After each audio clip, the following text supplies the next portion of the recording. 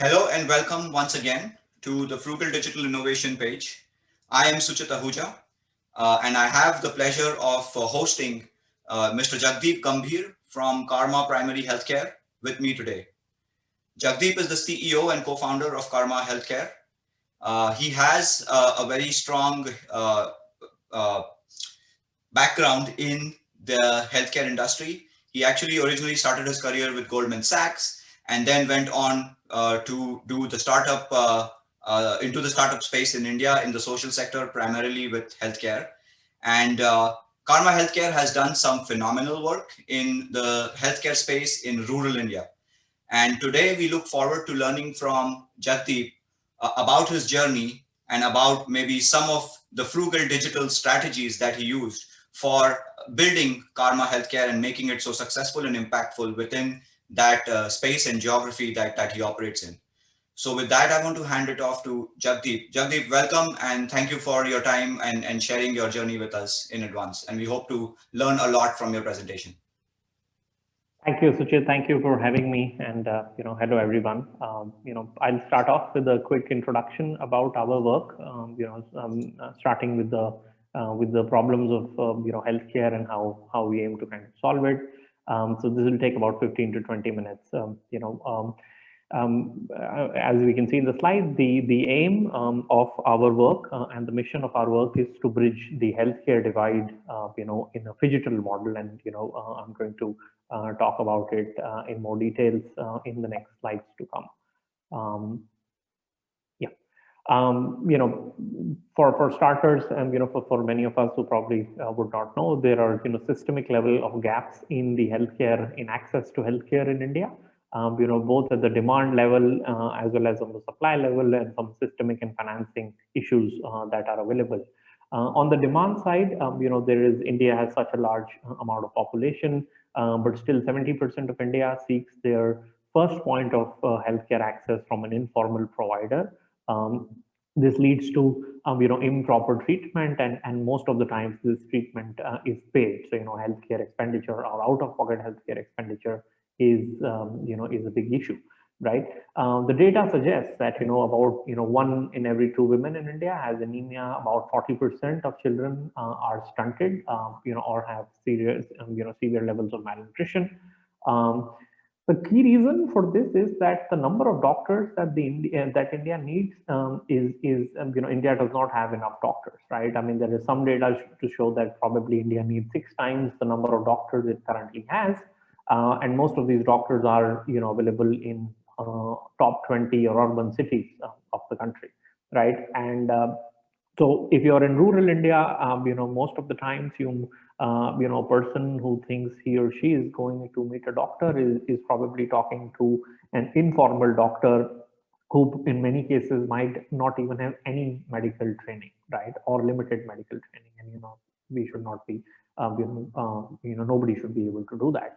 And, this problem is more acute in specialists. So, there are some data to show that pediatrician positions in rural India, about 80 to 84% of those are vacant, right? Rural healthcare has been largely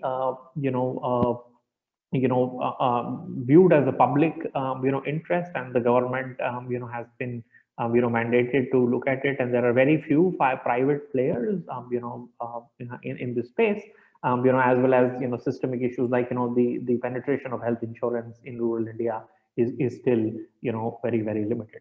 But with the penetration of digital internet and digital revolution coming, there are a few lead indicators that we are seeing that will enable private sector innovations, as well, to kind of disrupt primary care and overall the health ecosystem. One is that the income levels in India are increasing, so people can now spend on their healthcare more, whether it is they're spending directly or spending through some other sources, right? And overall, the expenditure on healthcare, is set to increase. The same goes for insurance companies. There is data to show that the premiums collected across India is kind of increasing. So the healthcare sector has not been disrupted digitally while many other sectors have been. So this is the right time for the sector to be disrupted. I'll talk about what we do. We are a full-scale primary care, model, right? And it is very critical to note that how do we define primary care, right? The idea is that the definition of primary care includes, preventive, promotive, curative, and referral healthcare services, right? So we do want to create a model in which, we are not only looking at curative service, we are looking at, more comprehensive primary care, which is very critical if one has to have an impact as well as create value, right? So we do, through our work, cover the entire continuum of care, right from awareness, raising awareness about issues to, doing counseling, to diagnosing diseases, for treatment, medicines, follow-ups and monitoring, and then any other value-added services, right, which is there. Our primary work, our main work is in the area of primary care, but again, it is also important to have linkages to secondary and tertiary care. And the key vision is that we want to kind of promote a more equitable healthcare access, right? And equity in healthcare is something that we take very, very seriously. And our work is evidence based, right? I mean, it's all digital, so we do take and look at data, right? In a more serious way. Our model is fundamentally built on two aspects, right?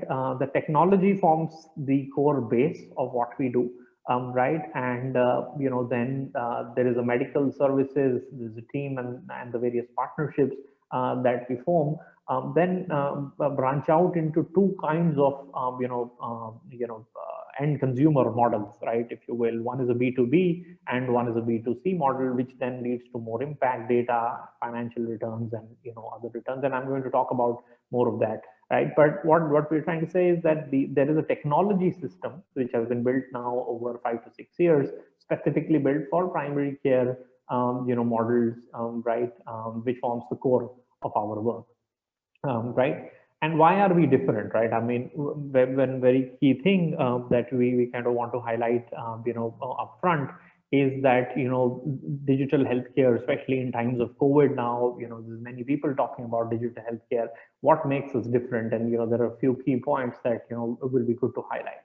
One is that our operating model, we are a technology enabled organization and not a technology organization, right? So we believe that technology is a critical part, but healthcare services delivery will need a human interface, right? To be largely, healthcare is about, interactions of human beings, right? So technology forms a core part, but technology is not the only part of our work. And, that is something which is important.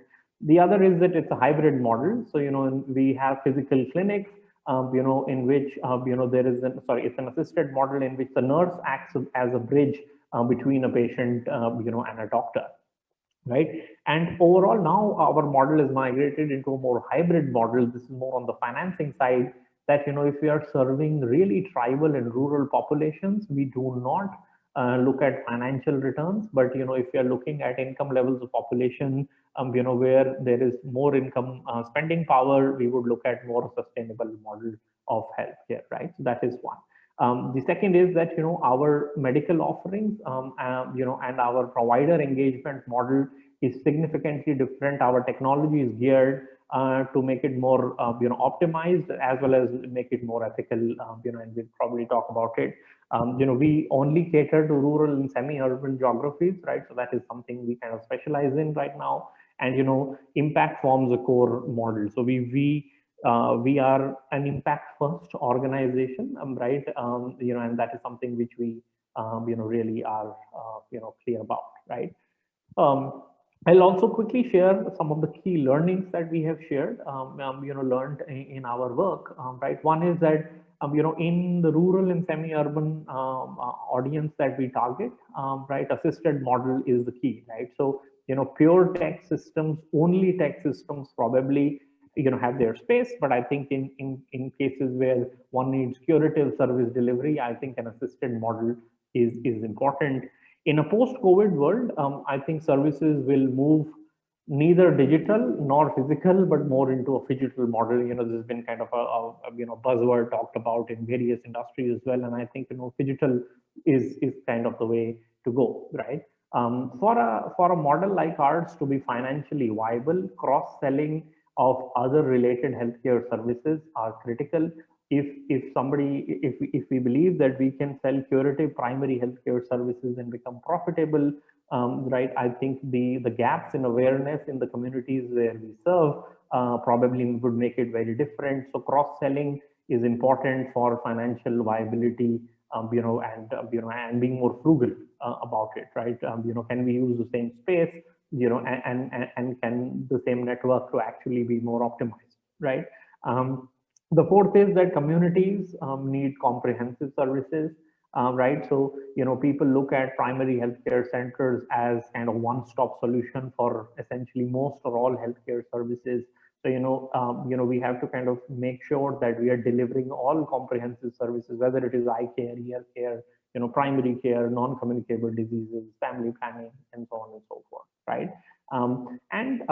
I think, just because we are close to the patient and we form a bond with the community, it also presents other ways of behavior change, which can then be monetized, about it. And I'm going to now talk about some of the key, services that, which we do. As I mentioned, ours is a phygital model. So, we have now, in a post-COVID world, moved, into a combination of a pure, which is combining a physical and the digital model, right? So patients could now come to a physical clinic that we have around India, and then do the follow-up consultations over a teleconsult through a mobile phone, right? It is a unique model which kind of blends the advantages of both models, which is there. And I think, we also stumbled upon it in a COVID world, but I think, this is something which is, I think, the model for the future. Where we are currently, we have about 23 such, we have 23 physical clinics, around, 4 states in the country. We have, multiple pharmacies, lab tie-ups, about a team of 100 people who kind of, serve in the e-doctor model. One very key model or tracker of how people are accepting digital consults is to see, are people repeating for a teleconsult, right? So, everyone, through a marketing campaign, people will try, a teleconsult. So that's not difficult. The thing is that will people come back? And we are seeing a significant increase in traction for people who are now repeating for more than 3 times in the clinic, as you can see, in the graphic, which is a trend of, acceptance of a digital model in rural India. We plan to scale this up to about 100 such clinics with other, models, about it. I'm going to not talk about the financing piece, right, about it. But the other piece of the digital model is a contactless service wherein people could access care through access consultations through a mobile phone, and then the medicines are then delivered to the patient's doorsteps through our physical presence that we have on the ground. One another key aspect of our work is that the technology we use is also being used by other partners, who are working in the healthcare space, to provide, to use, to enhance their own service delivery. And there are, Mary Stopes is one of the large non-profit organized in the world. They use, our technology to enable, primary care to their otherwise primary family planning specific services. And whether it's in child care, family planning, whether it is in mobile medical units, right? So there are other, there is a huge component of leveraging the technology that we have created for other, for similar users, where we kind of do it. We are currently, through a medical offering, provide about 4 kinds of specialties, which will be, scaled up to include a few more, as you can see in the slide, right? And there is a plan to also include more packages related to family planning and pregnancy, in the work. Just a quick bit about our technology platform in what we do. Right, as we built by the user. So, one of the key aspects of why our tech is different, and we've not had very many engineers who are kind of looking at it, but why does our tech stand out from some of the others is because it is built by and for the user, right? Because we have so much of feedback and loop that happens, right? So the tech system that we have been able to do is kind of at an operational level fairly robust, right? It is a multi-featured, right? It includes, kind of all aspects of primary care. It has a very strong QA mechanism, which is very important to measure impact. Right, as I mentioned, that there are features related to automation of doctor selection, which kind of can enable better, supply chain efficiencies, on how do you optimize doctor capacity. We have now integrated various, physical devices such as stethoscopes and eye care devices into our model. And it is now, like with with various other technology platforms as well, can be integrated with other platforms. It is kind of, interoperability, has been kind of put in. We do also collect a lot of data, which is kind of is used to make our decisions better, right? And we actually use a lot of our own data to kind of inform our operational decisions, which is critical. Because we can actually we not just gather demographic information, but because there is a nurse at the clinic, the amount of data that we can collect for a patient and the quality of the data that we can collect for a patient is very, very rich and, kind of very liked by many research, folks, right, in this. We have, as I mentioned, done about more than 100,000 consults over these times. These are all paid consults, so these are consults where users have paid money, and a significant amount of money to kind of do that. And at an enterprise level, obviously, we have more than about 500,000 transactions that we have been able to do. And we kind of want to look to kind of scale this to about 3 to 5 times in the next 3 years. Yeah, about a team of 80 people, 15 doctors, lots of paramedical staff, some technology folks, operations manager, right? I think because it is an operations heavy organization, we kind of have full-fledged ecosystem of talent, which is very diverse, and now can work. Most of them, many of them are working from home as well. At a corporate level, and I think that has kind of come through. So I'm going to probably stop here in the interest of time, and look, would love to see if there are any questions and take it forward from there.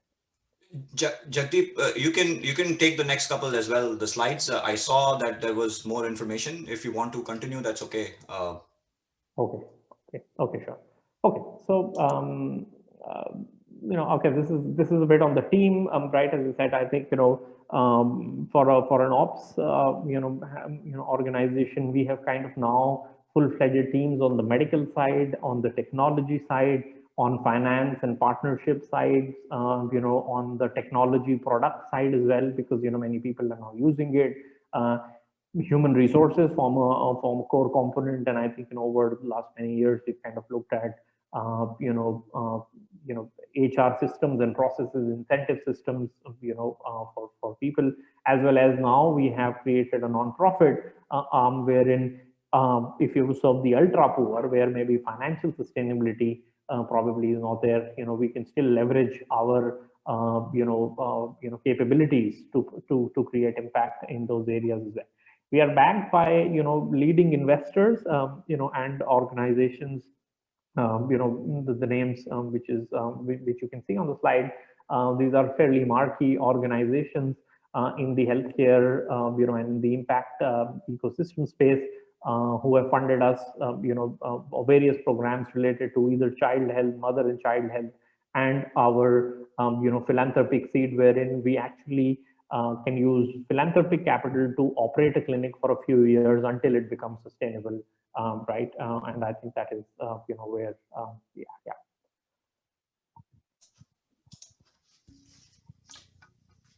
Great, thank you, Jagdeep. That was phenomenal. I mean, there was so much to learn from that, and there was a lot of information there. I'm sure the journey, as excitingly as you've put it, there has been challenges as well. So, I know that there have been ups and downs, and you've kind of worked through those, and especially if we go back to the time when you started, what I had read was that all of this started with one tablet that was modified, connected to several ECG leads that would then transmit that through a 2G network. So can you talk to us a little bit, just quickly, about how this all started? Sure. So just maybe I'll just have to connect this to a charger. I have to just, Oh yeah, sure. Go ahead. Yeah, that's fine. That's fine. That's fine. can I stop screen? Stop share now? Yeah. You can stop sharing. That's okay. Okay, just Yeah. give me 10 seconds. Let me just get the, let me just get Yeah. started. No worries. No worries. No worries.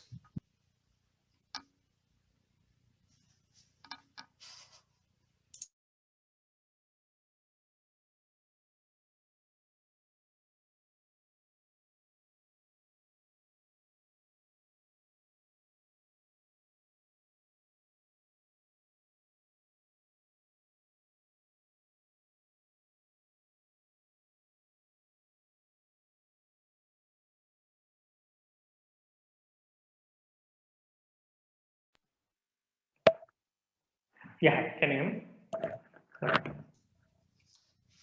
Yes. Yeah.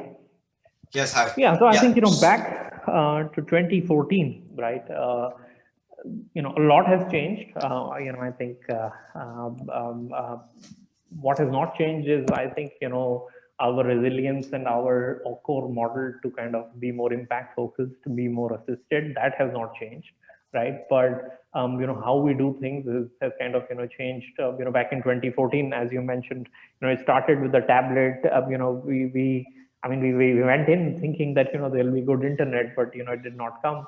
Now at least we don't have to worry about at least good 3G or 4G internet in the areas where we are, right? So I think that is because of an ecosystem level issue, that internet is available, and good quality internet is available, right?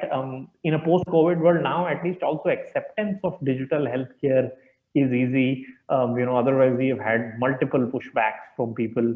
When then go to a rural customer and you say, okay, there will be a digital consultation, and people think that what are you talking about, right? So that is where it started, but also because the need was such, that the rural consumers actually accept innovation more than sometimes the urban, right? Or because it was actually solving a really major point. Convincing people on the idea mostly was okay, although the execution bit, I think has been a challenge, in in rural areas it will be. So yeah, that's Perfect. Okay. The one thing you talked about was the Phygitel model, right? The business model itself, with the physical aspects and the digital aspects. What I want to highlight here, and ask you to focus on, is how do you then manage your costs and pricing so that it really is affordable to the lower income tiers of the customers that you're trying to target, right? Because that's a particularly difficult challenge to overcome. So any thoughts, and any strategies that you adopted to sort of keep the costs manageable and make the services more affordable in terms of the pricing? Yeah, so I think,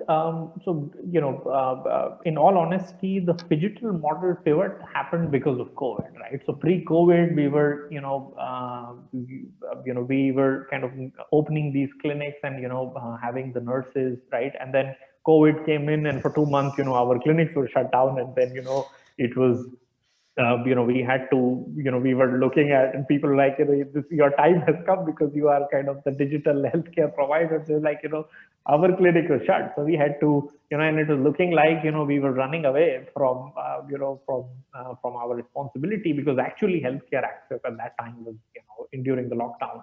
So we immediately upgraded our tech system So the good part that happened was that the cost was not very high because the basic underlying technology was already built, right? So it was kind of a top up on the existing tech system, right?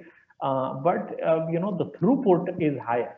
That the same technology base can now be used in a physical model as well as in a digital model. So overall, if you look at a per patient cost and per patient acquisition cost, that has actually come down in a digital model, right? Because otherwise we were all doing physically, and it is difficult, right? Although we are also very new to the digital piece, our tech is also getting evolved, because it just happened by chance. But there are early signs that we see that it will kind of move to that point.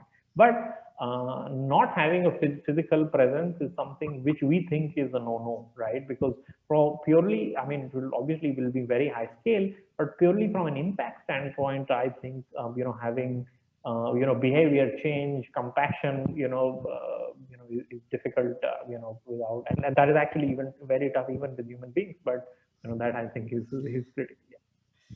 Excellent, excellent. And then this is my last question in the interest of time. So I just want to ask about, you mentioned two things. One was the non-existent data from these customers that you had to then actually create, right? And then the other thing was the role of the communities that you work in. So like what have you seen? How have the responses been? How engaged are you within the communities, and do you have people from the communities participating as well to help you get some of this done?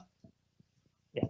So on the first point, yes, I think most of the data we collect from our patients, don't have any other access, or repository where they are stored, right? So this is like purely rural, and hence I mean not many purely commercial people look at our data because our target audience is probably difficult. But I think we collect a lot of data. At times it is difficult because if a rural woman comes to us to our clinic, she probably does not even remember her phone number, or will probably not carry her digital identity with her. So we have to kind of start from there, and hence the process kind of takes a little more time. But over time, I think we've kind of gone into that. To your second question on the role of community, yes, I think this is a model which is rooted in the community. At every clinic, we create 20 friends of e-doctor, right, or kind of community key opinion leaders who are actually our feedback loop through the community, right? And we use them, we engage with them, have sessions with them. We kind of celebrate clinic birthdays, right, every year, wherein we kind of give a report card to the community and then use that for behavior. Otherwise, this is a digital, there have been many instances wherein we have opened the clinics and, some, vested interests have wanted to shut down our clinic, right? So there's been very severe pushback. We have been able to survive just because we actually strategically create that community base, right? And healthcare is about community, right? I mean, that is core. So it has now been in our DNA. I actually still talk to many customers myself, right? And that I think is critical. But yes, I think the gaps of awareness are still very high, right? So I mean, we are still facing a mountain where in terms of challenges of awareness, which is there. Yeah. Fantastic, fantastic. Jagdeep, I really want to thank you for taking the time out and spending your time with us, explaining the journey and all of the impact. I think this is some phenomenal work. We wish you all the success and hope to have you back in the future. Whenever you can take some time out, we would love to continue the conversation and learn even more, and wish you more success. And the scaling to 100 clinics will probably have happened by then, and we'll have more stories. You'll have more stories to share with us. So thank you. It's a pleasure. Thank you. Yeah.